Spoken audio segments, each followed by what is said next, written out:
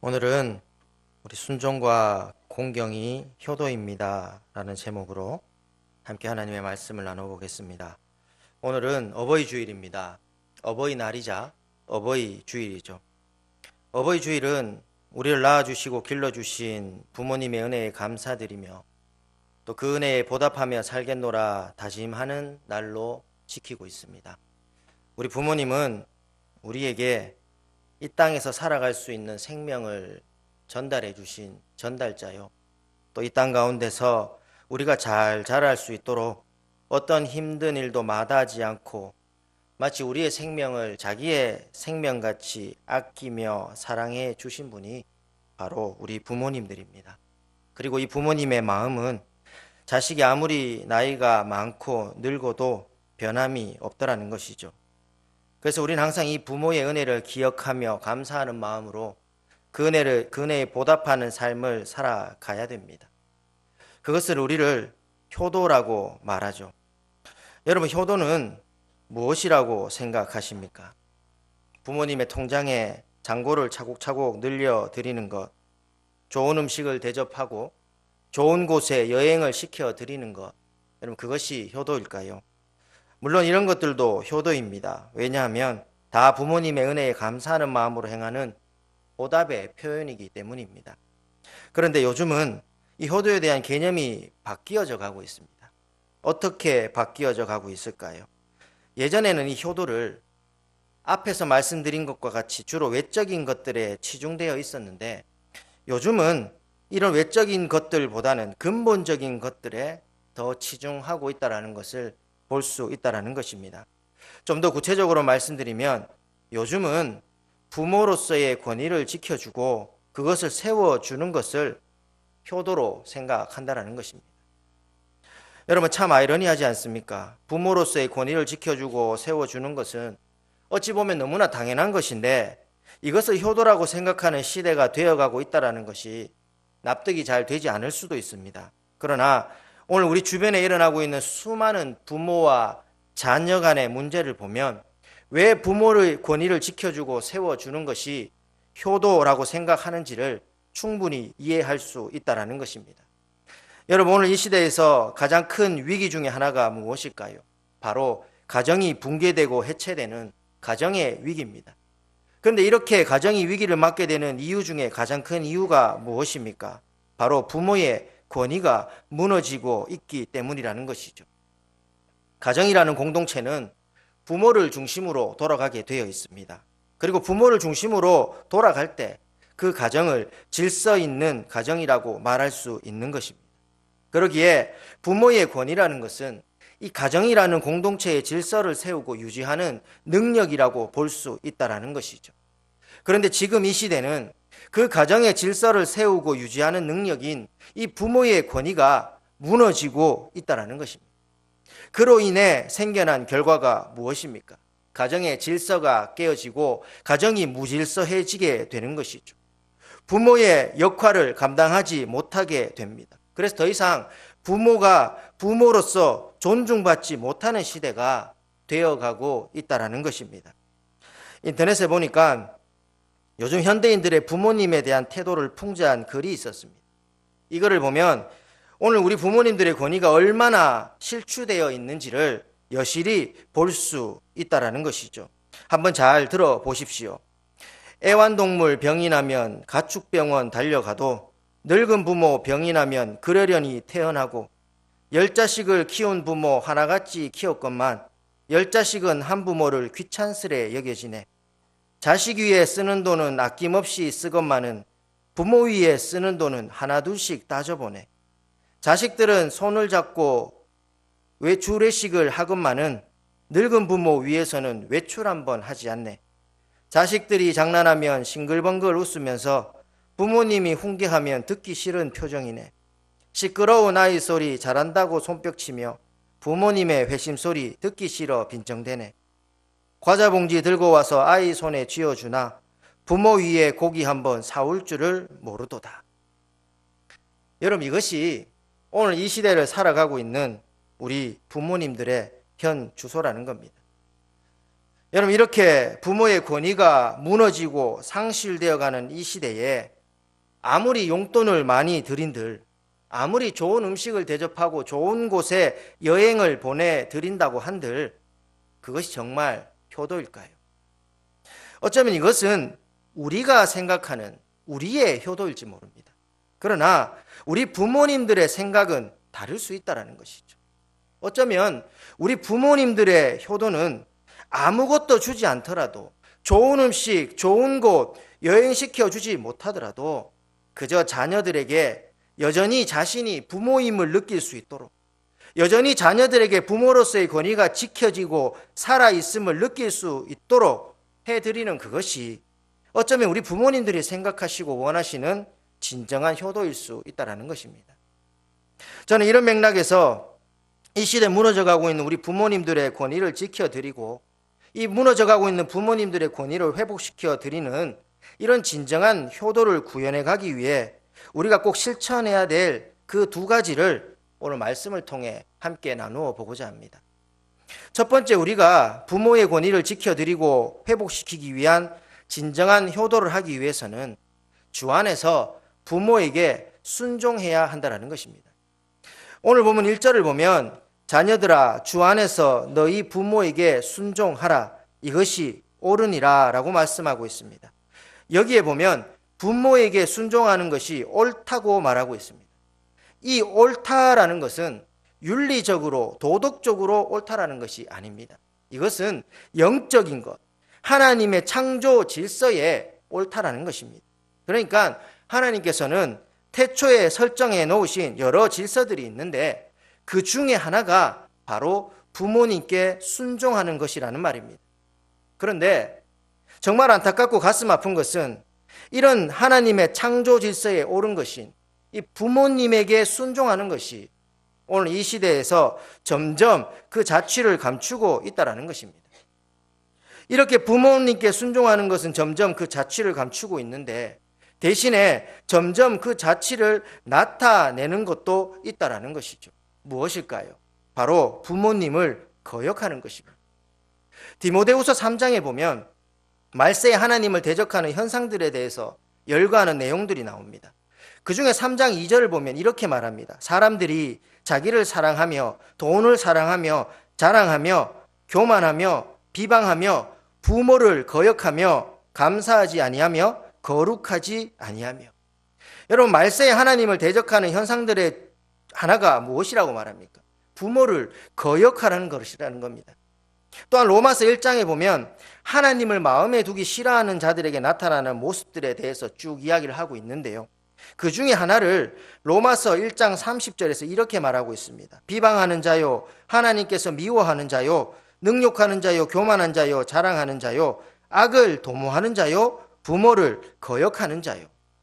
마음에 하나님을 두기 싫어하는 사람, 다시 말해 하나님과의 관계가 깨어진 사람에게서 나타나는 모습 중에 하나가 무엇이라는 겁니까? 바로 부모를 거역하는 것이라는 겁니다. 이 두 말씀이 우리에게 말씀해 주고 있는 것이 무엇입니까?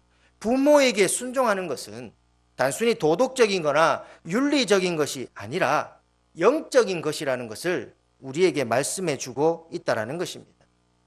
우리는 이런 맥락에서 오늘 본문에 나오는 이 부모에 대한 순종을 볼 수 있어야 됩니다. 그렇다면 이렇게 옳은 것이라고 말씀하고 있는 이것, 부모에게 순종하라는 것은 구체적으로 무엇을 의미하는 것일까요? 그것은 오늘 본문에 나오는 이 순종하라는 말의 의미를 살펴보면 알 수 있습니다. 오늘 본문에 나오는 이 순종하라는 말의 원어를 보면 상대방의 말을 잘 듣고 경청하는 태도라는 의미를 가지고 있습니다. 그러니까 부모에게 순종하는 것이 뭐라는 겁니까? 부모의 말을 잘 듣고 경청하는 것, 이것이 부모에게 순종하는 것이라는 겁니다. 여러분, 앞에서 이 시대는 부모들의 권위가 무너지고 상실한 시대라고 말씀드렸습니다. 이 말을 다시 말하면 우리 부모님들의 말을 자녀들이 잘 듣지 않고 경청하지 않는다라는 것이고, 부모님들의 말이 그 영향력이 자녀들에게 미치지 못한다라는 것입니다. 여러분, 이 자리에 계신 많은 부모님들도 이것을 지금 겪으면서 살아가고 있지 않습니까? 자녀들이 찾아와서 오랜만에 만난 자녀들에게 뭐라 말 한마디 하려고 하면 그냥 제가 알아서 다 할 테니까. 아버지는 그냥 제가 하라는 대로 하시면 돼요. 어머니는 잘 알지도 못하면서 뭐 그런 말씀하세요. 쓸데없는 관심 갖지 마시고 그냥 가만히 계세요. 그러면서 말을 다 막아버립니다. 그러면서 부모님들의 말을 들으려고 하지 않습니다. 뭐 저라고 예외겠습니까? 저도 마찬가지입니다. 저도 가끔 부모님 댁에 가면 부모님들이 항상 이야기를 하십니다. 구가 나가서 사람들에게 해코지하면 안 되고 이러쿵 저러쿵 쭉 이야기를 하십니다. 그럼 제가 뭐라 그럴까요? 예, 어머니 그 말씀 새겨 듣겠습니다. 이러면 얼마나 좋겠습니까? 근데 그러지 않는다라는 겁니다. 엄마 됐어요. 또 그 얘기예요. 어머니 제가 아가 둘입니다. 제가 그거 모르겠습니까? 얼마나 많은 사람들 제가 대하고 있는데 그거 모르겠습니까? 걱정하지 마시고 가만히 계십시오. 그러면서 부모님의 말씀을 잘 들으려고 하지 않는다라는 거예요. 그런데 여러분, 사람들이 언제 자신이 존중받고 있고 인정받고 있으며 살아있다고 느끼는지 아시는가요? 누군가가 자신의 말을 듣고 있다는 것이 느껴질 때, 그럴 때 사람들은 모두가 자신이 존중받고 있고 살아있다고 느낀다는 것입니다. 여러분, 진정한 효도는 이 부모의 권위를 지켜주고 회복시켜주는 것입니다. 그리고 그 효도의 출발은 바로 이 부모님에게 순종하는 것. 다시 말해 부모님의 말을 잘 듣고 경청하는 것에서부터 시작한다는 것입니다. 그러니까 여러분, 다른 것으로 효도하려고 하지 마시고 부모님이 하시는 말씀 잘 들어주십시오. 때로는 그것이 듣기에 불편한 말일 수도 있고, 때로는 그것이 끝나지 않을 것만 같은 돌림 노래와 같이 하염없이 반복되는 말이라고 할지라도 경청하실 수 있기를 바라겠습니다. 그것을 통해 우리 부모님들은 아직 내가 우리 자녀들에게 부모로서의 권위가 살아있구나, 나의 말을 우리 자녀들이 아직 잘 들어주고 있구나 하는 것을 느끼게 된다는 것입니다. 이것이 효도 중에 최고의 효도라는 것입니다. 그런데 여기서 우리가 한 가지 더 살펴볼 것이 있습니다. 그것이 무엇이냐면 부모에게 순종하는 데 있어서 전제가 있다는 겁니다. 그 전제가 무엇입니까? 부모에게 순종하되 주 안에서 순종하라는 겁니다. 여러분, 이 주 안에서라는 말은 주님 때문에라는 말입니다. 무슨 말일까요? 우리가 부모에게 순종하는 것은 다른 이유가 있기 때문이 아니라 주님 때문에 순종해야 된다는 겁니다. 여러분, 교회에 가끔 새가족들이 이렇게 오시면 그분들과 만나서 이야기를 할 때가 있습니다. 그러면 제가 꼭 빠지지 않고 묻는 질문이 하나 있습니다. 교회에 어떻게 오셨습니까? 이렇게 물으면 많은 사람들이 이렇게 대답합니다. 누구 때문에 왔어요. 무슨 말일까요? 자기를 인도한 사람, 자기에게 교회 가자고 귀에 딱지가 않도록 말한 그 사람, 하루도 쉬지 않고 자기 집 드나들듯이 드나든 그 사람 때문에 교회에 나왔다라는 거예요. 많은 사람들이 그렇게 이야기를 합니다. 다른 이유는 없습니다. 오직 그 사람이 전부입니다. 여러분, 마찬가지로 우리가 부모에게 순종하는 것도 우리 부모가 너무나 도덕적이기 때문에, 우리 부모가 나에게 너무나 해준 것이 많기 때문에, 그런 겉으로 드러난 이유들 때문에 그것에 고마워하는 마음으로 순종하는 것이 아니다라는 겁니다. 우리가 부모에게 순종해야 되는 것은 이런 이유들과는 상관없이 주님 때문에, 다시 말해 주님이 주신 계명이고 주님이 말씀하신 명령이기 때문에 부모에게 순종하는 것입니다. 물론 겉으로 드러난 그 부모의 베풀어 주신 은혜를 그 순종의 이유에서 전혀 배제할 수는 없습니다. 하지만 겉으로 드러난 이런 이유들로 인해 하는 순종은, 그런 이유들이 사라지면 언제라도 멈출 수 있는, 변할 수 있는 순종이라는 것을 잊지 말아야 됩니다. 하나님께서는 우리에게 그런 변하는 순종을 말씀하신 것이 아니다라는 거예요. 하나님이 말씀하신 순종은 이런 상황이나 형편에 상관없이 그것들에 구애받지 않는 한결같은 순종이라는 것이죠. 그 순종이 어떻게 가능하다라는 겁니까? 주 안에서 하는 순종일 때, 다시 말해 주님 때문에 하는 순종일 때 그것이 가능하다라는 겁니다. 그러므로 우리는 부모에게 순종해야 되는 다른 이유를 찾기 전에 부모에게 순종하는 것이 주님의 명령이요 계명이라는 그 이유를 가장 큰 이유로 생각할 수 있어야 한다라는 것입니다. 여러분, 이렇게 부모의 말을 듣고 경청하는 태도가 순종임을 알고 겉으로 드러난 어떤 이유도 아닌 오직 주님의 명령이요 계명이라는 그 순종의 이유를 가지고 부모님께 순종할 때 그 순종을 통해 우리 부모님들의 권위가 지켜지고 회복이 되는 것입니다.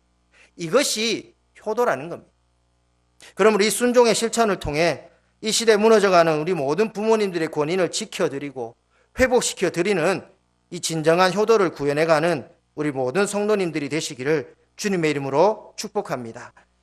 또 하나 우리가 이 부모의 권위를 지켜드리고 회복시켜드리는 이 진정한 효도를 하기 위해서는 부모를 공경해야 됩니다. 오늘 본문 2절의 말씀에 보면 내 아버지와 어머니를 공경하라. 이것은 약속이 있는 첫 계명이니 라고 말씀하고 있습니다. 여기서 말하고 있는 이 공경하라는 말은 가치를 인정하라는 말입니다. 이런 의미를 가지고 방금 보았던 내 아버지와 어머니를 공경하라는 말씀을 보면 무슨 말일까요? 부모라는 존재의 가치를 인정하라는 겁니다. 공경이라는 건 그런 겁니다. 그렇다면 부모는 어떤 존재의 가치가 있는 것일까요? 우리는 이것을 이 레위기 19장 3절의 말씀을 통해 볼 수가 있습니다. 레위기 19장 3절에 보면 이렇게 말씀하고 있습니다. 너희 각 사람은 부모를 경외하고 나의 안식일을 지키라. 나는 너희의 하나님 여호와니라. 여기에 보면 부모를 어떻게 하라고 말하고 있습니까? 경외하라고 말합니다. 여기에 말하고 있는 이 경외라는 말은 원어로 야레라는 말입니다. 근데 이 말은 누구에게만 쓰이냐면 하나님께만 쓰이는 말입니다.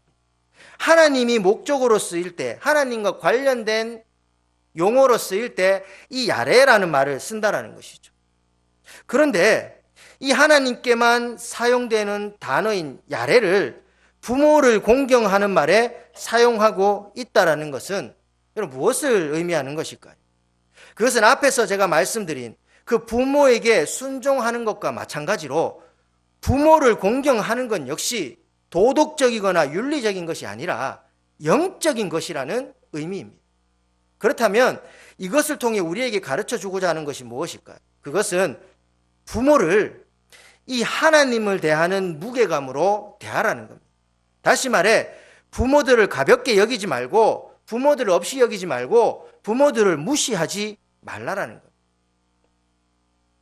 여러분, 성경에서 말하는 부모는 어떤 존재입니까? 성경에서 말하는 부모는 한결같이 하나님께서 우리 가정에 세우신 하나님의 대리자라고 말합니다.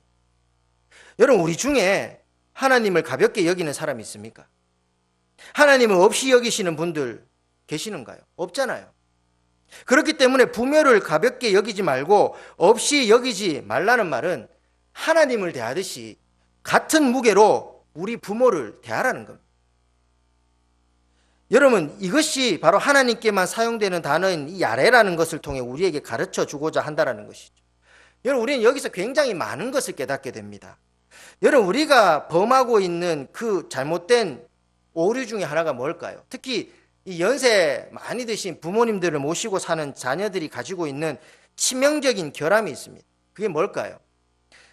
우리는 항상 이 부모에게 효도한다라는 것을 앞에서 말씀드린 대로 뭐 좋은 선물 사다 드리고 통장에 잔고를 늘려드리고 뭐 좋은 음식 먹여드리고 뭐 주로 뭐 이런 것들을 생각을 합니다. 그래서 오늘 같은 날 부모님들과 함께 진짜 평소에 드시기 힘든 그런 것들 대접한다고 부모님 모시고 막 줄 서가며 예약해가지고 식당에 가면 막 식당이 바글바글 합니다. 그래가지고 이제 부모님 겨우 모시고 왔습니다. 아, 어머니 여기 정말 입 소문난 갈비찜이에요. 어머니 이 안 좋으신 것도 모르고 갈비찜 데려가가지고 자기들 실컷 먹고 나서 그게 효도라고 이야기를 한다는 것이죠. 근데 그런 게 효도라는 게 아니다라는 겁니다. 그런데 성경이 말하는 효도는 뭐라는 걸까요? 이렇게 겉으로 무언가를 해드리는 게 아니라 오늘 방금 이야기한 것처럼 부모라는 존재를 하나님 대하는 무게감으로 대하라는 겁니다. 그만큼 부모의 존재 자체를 가치 있게 여기라는 겁니다. 여러분, 부모님이 연세가 드시고 힘이 빠지면 자녀들이 부모를 가볍게 여기잖아요. 없이 여깁니다. 그러다 보니까 첫 번째로 말씀드린 것처럼 순종을 잘 안 합니다. 부모님 뭐라 말씀하시면 잘 안 들으려고 해요. 이게 가벼이 여기는 겁니다. 여러분, 왜 부모 공경에 있어서 하나님께만 사용되는 야레라는 단어를 사용한 것이라고 말씀드렸습니까?